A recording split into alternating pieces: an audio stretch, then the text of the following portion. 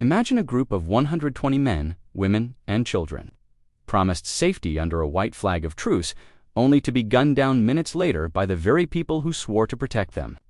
This isn't a scene from a horror movie. It is one of the darkest chapters in American religious history.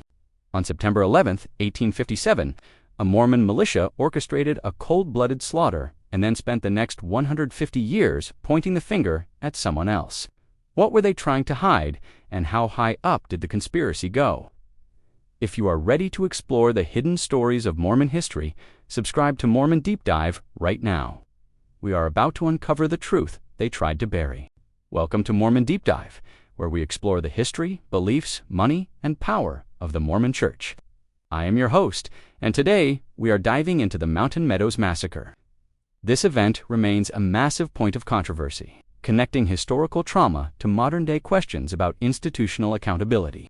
Using verified sources, court records, and the Church's own eventual admissions, we will examine the brutal attack, the century-long cover-up, and the ultimate admission of guilt. Today, we examine the militia's actions, the fate of the surviving children, and the debate over Brigham Young's involvement. The year was 1857. The Utah Territory was a powder keg. Mormon leader Brigham Young was in a tense standoff with the U.S. federal government, a period known as the Utah War.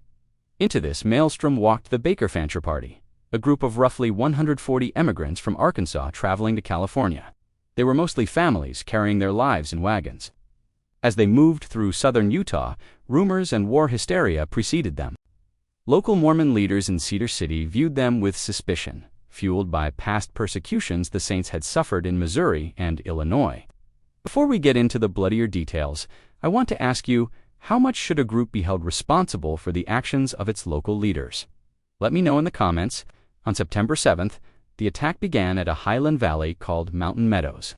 For 5 days, the emigrants fought back from behind their circled wagons. They were running out of water and hope. On the 5th day, September 11th, a group of Mormon militiamen approached with a white flag. They offered a deal. Surrender your weapons, and we will escort you to safety away from the local Native Americans. The emigrants, desperate to save their children, agreed.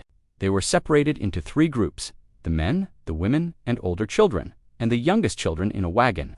As they marched away, a signal was given: do your duty. In an instant, the militia turned their guns on the unarmed families. According to historical records and the Church's own 2007 statement, about 120 people were murdered in cold blood. Only 17 children, all aged 6 and under, were spared because they were deemed too young to tell the tale. These children were then adopted into the very Mormon families whose fathers had just killed their parents.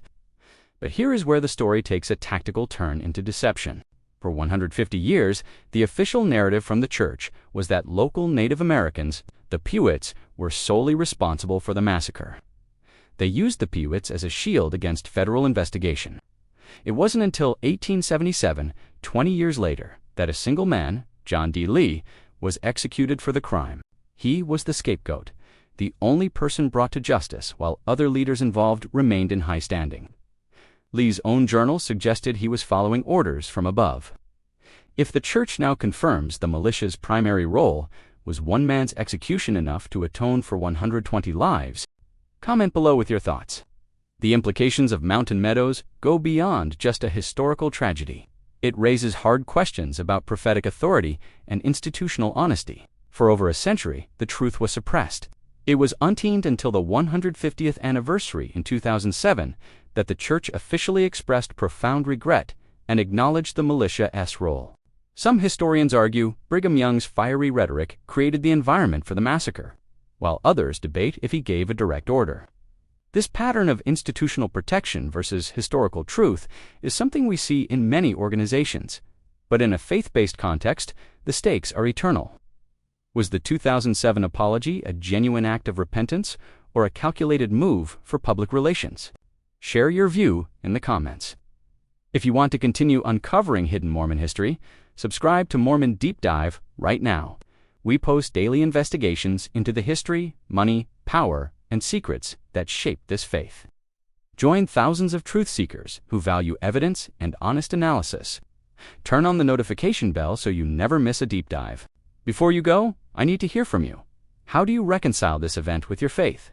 If you left the church, was this part of your journey? And finally, should institutions today be held more accountable for their past? Our next video explores the $100 billion fund and where tithing really goes. Thank you for questioning. Thank you for seeking truth. Subscribe and dive deeper.